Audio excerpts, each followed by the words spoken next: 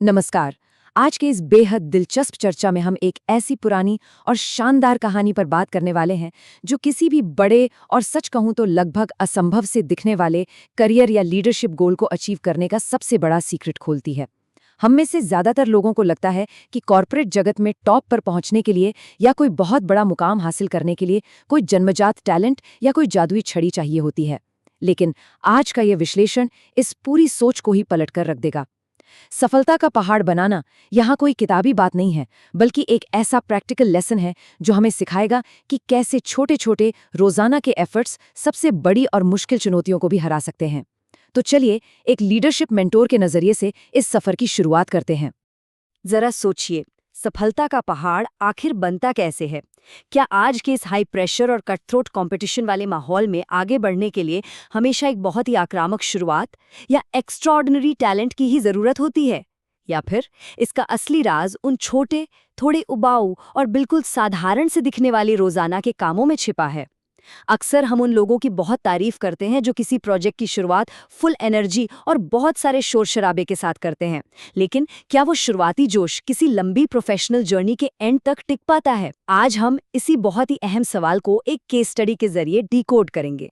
सफलता का अंतिम प्रश्न। खैर, इस सवाल का असल जवाब खोजने के लिए हमें भारत के एक बहुत ही शांत, खूबसूरत और पुराने गांव की ओर चलना होगा। इस गांव में नंदनवन नाम का एक विशाल पहाड़ हुआ करता था। ये पहाड़ वहां के लोगों के लिए सिर्फ मिट्टी और पत्थर नहीं था, बल्कि उनकी आस्था और उनके सबसे बड़े सपनों का प्रतीक था। पहाड़ इतना ऊंचा था कि उसकी चोटी सीधे बादलों से बातें करती थी। वहां तक पहुंचना अपने आप में एक बहुत ही भयंकर और कठिन परीक्षा थी। और वो सपना आखिर था क्या? सपना था नंदनवन की सबसे ऊंची चोटी तक सीढ़ियों का निर्माण करना, ताकि प्रार्थनाएं सीधे आसमान तक पहुंच सकें। मान्यता ये थी कि अगर चोटी पर एक मंदिर बन जाए तो मांगी गई हर दुआ सीधे ईश्वर तक जाएगी।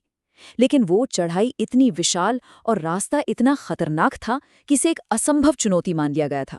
ऐसे में गांव के बुजुर्गों ने एक बहुत ही ऐतिहासिक घोषणा की। उन्होंने कहा कि जो कोई भी चोटी तक सीढ़ियां बनाने का ये काम पूरा करेगा, उसे हमेशा के लिए परम सम्मान मिलेगा। और बस इस एक अनाउंसमेंट ने पूरे गांव में एक जबरदस्त हलचल पैदा कर दी। नंदनवन का पहाड़। अब देखिए, अगर हम इसे आज के संदर्भ में समझें तो ये पहाड़ कोई पत्थरों का ढांचा नहीं है। प्रोफेशनल दुनिया में ये पहाड़ किसी भी बड़े करियर गोल, एक नए लीडरशिप रोल या एक ऐसे कॉम्प्लेक्स प्रोजेक्ट को रिप्रेजेंट करता है जिसे देखकर पहली बार में पसीने छूट जाते हैं। ये सोचना बिल्कुल लाजमी है कि जब टारगेट इतना बड़ा हो और रास्ता इतना कठिन, तो शुरुआत कैसे की जाए, और उससे भी बड़ी बात, सालों साल अपनी विश्वसनीयता या क्रेडिबिलिटी को कैसे बनाए रखा जाए। प्रतिभा बनाम दैनिक अनुशासन। जैसे ही उस चुनौती की घोषणा हुई, गांव से दो बहुत ही अलग अलग तरह के लोग सामने आए। और यहीं से हमारी कहानी में टैलेंट और रोजाना के डिसिप्लिन का असली टकराव शुरू होता है। ये दोनों लोग एक दूसरे से इतने अलग थे कि उनकी उम्र, उनकी ताकत और काम करने के तरीके में जमीन आसमान का फर्क था। एक तरफ था राजन, ताकतवर, ओवर कॉन्फिडेंट और बड़े बड़े दावे करने वाला। उसने बड़े एटीट्यूड के साथ ऐलान किया कि वो इन सीढ़ियों को बनाएगा। उसके पास ताकत थी, जोश था। अगर कॉर्पोरेट भाषा में कहें तो राजन उस हाई एनर्जी एम्प्लॉई की तरह था जो पहले दिन ही पूरा ऑफिस सर पे उठा लेता है, लेकिन जिसके पास दूर की कोई प्लानिंग नहीं होती। दूसरी तरफ थी गंगा देवी, एक बेहद बुजुर्ग और कमजोर विधवा महिला। उनकी कमर झुकी हुई थी, हाथ कांपते थे। जब वे आगे आईं तो भीड़ उन पर जोर जोर से हंसने लगी।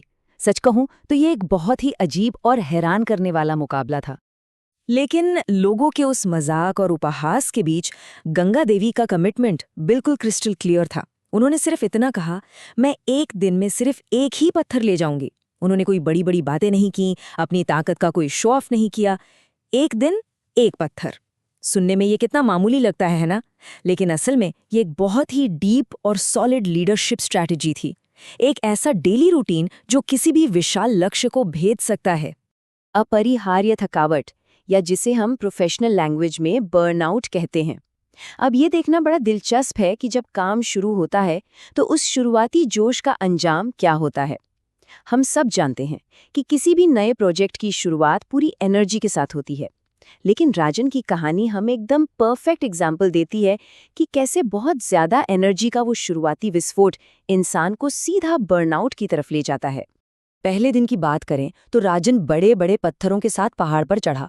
वो पूरी ताकत से दौड़ा और तेजी से सीढ़ियां बनाने लगा। वहीं गंगा देवी ने सिर्फ एक छोटा सा पत्थर अपने कपड़े में बांधा, धीरे धीरे चढ़ी और उसे वहां रख दिया। शुरुआती दिनों में तो राजन की प्रोग्रेस बहुत ही शानदार दिख रही थी, लेकिन कुछ ही हफ्तों में कहानी पलटने लगी। राजन बुरी तरह थकने लगा। वो सुबह अपना अलार्म बंद करके सोता रहता और खुद से कहता, आज आराम कर लेता हूं, कल पक्का दुगना काम कर लूंगा। क्या ये बहाना सुना सुना नहीं लगता? हर दफ्तर में ही यही होता है। और फिर जैसे जैसे महीने और साल बीते, राजन का वो सारा उत्साह गायब हो गया। उसके उठाए भारी पत्थर पहाड़ के नीचे लावारिस पड़े रहे, जबकि गंगा देवी अपनी उसी धीमी लेकिन लगातार गति से आगे बढ़ती रही। राजन का इस तरह फेल होना हमारे लिए एक बहुत बड़ा सबक है।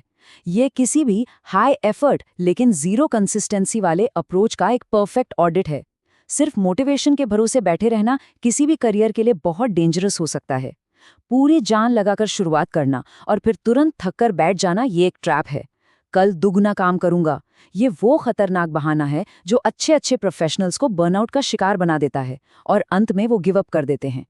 राजन के बिल्कुल अपोजिट गंगा देवी का काम करने का तरीका हमें असली डिसिप्लिन का मतलब समझाता है। गर्मियों की जला देने वाली धूप हो, पतझड़ की तेज हवाएं हो, सर्दियों की बर्फ हो या बसंत की बारिश, वो हर एक दिन पहाड़ पर चढ़ी। असली अनुशासन ये नहीं है कि आप सिर्फ तब काम करें जब आपका मूड हो या मोटिवेशन पीक पर हो। असली क्रेडिबिलिटी तब बनती है जब हालात आपके खिलाफ हों, आप थके हुए हों, लेकिन फिर भी आपका काम लगातार चल रहा हो। इस जबरदस्त निरंतरता के पीछे एक बहुत ही पावरफुल साइकोलॉजिकल हैक काम कर रहा था। आज बस एक और पत्थर। जब सामने कोई बहुत बड़ा और डरावना टारगेट होता है तो स्ट्रेस होना नॉर्मल है, लेकिन अपना पूरा फोकस सिर्फ आज के छोटे से टास्क पर रखना, सिर्फ आज का एक पत्थर, ये किसी भी प्रोफेशनल के लिए एक कमाल की माइक्रो हैबिट है। ये माइंडसेट बड़े बड़े डरावने गोल्स को एक छोटी सी मैनेजेबल डेली चेकलिस्ट में बदल देता है। निरंतरता की जीत। एक दिन में एक पत्थर रखते रखते महीने बीते और फिर शांति से साल गुजर गए। बिना किसी शोर शराबे के किया गया काम आखिरकार अपना रिजल्ट दिखाता ही है। और यही हमें इस कहानी के उस शानदार क्लाइमैक्स की ओर ले जाता है, जहां उन छोटे छोटे स्टेप्स ने एक चमत्कार कर दिखाया।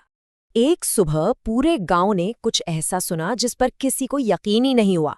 पहाड़ की सबसे ऊंची चोटी से एक घंटी बजने की तेज आवाज गूंज उठी। लोग हैरान होकर घरों से बाहर आए और ऊपर देखा। जिस काम को पूरी तरह से इम्पॉसिबल मान लिया गया था, वो पूरा हो चुका था। स्वर्ग तक जाने वाली सीढ़ियां बन चुकी थी। और सबसे बड़ी बात, ये किसी ताकतवर या यंग इंसान का काम नहीं था, बल्कि उस कमजोर बूढ़ी महिला का काम था जिसका पूरे गांव ने मजाक उड़ाया था। गंगा देवी के इस ऐतिहासिक जीत से हमारे सामने सक्सेस की कुछ बहुत ही क्लियर और प्रैक्टिकल स्ट्रैटेजीज आती हैं। पहला, बड़े और डराने वाले लक्ष्य को भूलकर सिर्फ रोज के छोटे छोटे माइक्रो टास्क्स पर फोकस करना। दूसरा, आसपास के शोर, ऑफिस पॉलिटिक्स और आलोचकों को पूरी तरह से इग्नोर करना। और तीसरा, चाहे जो हो जाए, रुकने से साफ इनकार कर देना। इन्हीं छोटे छोटे लेकिन अटल कदमों ने सफलता का वो पहाड़ खड़ा कर दिया। ये इस पूरी चर्चा का शायद सबसे पावरफुल और हिट करने वाला पॉइंट है। निरंतरता के बिना प्रतिभा बिना बारिश के बादलों की गरज की तरह है। ये शोर तो बहुत मचाती है, लेकिन धरती को कोई पोषण नहीं दे पाती। राजन जैसे लोग ध्यान तो बहुत खींचते हैं, मीटिंग्स में बहुत अच्छी बातें करते हैं, लेकिन किसी भी सीरियस बिजनेस एनवायरनमेंट में लगातार एग्जीक्यूशन के बिना सिर्फ टैलेंट का कोई मोल नहीं है। बिना रोज काम किए दुनिया का सबसे टैलेंटेड इंसान भी कोई असली रिजल्ट नहीं दे सकता। गंगा देवी का वो अचीवमेंट सिर्फ एक पर्सनल जीत नहीं थी।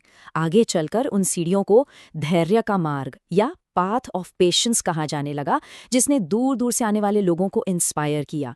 रोजाना किया गया एक छोटा सा काम न केवल आपके आज के टारगेट को पूरा करता है, बल्कि एक ऐसा सॉलिड ट्रैक रिकॉर्ड और प्रोफेशनल लेगेसी तैयार करता है जो आगे चलकर पूरी टीम के लिए एक बेंचमार्क बन जाता है।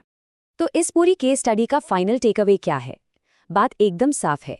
एक तरफ है हाई एफर्ट लेकिन लो कंसिस्टेंसी, जो सिर्फ हमारे मूड और शुरुआती जोश पे डिपेंड करता है और इसीलिए अक्सर फेल हो जाता है।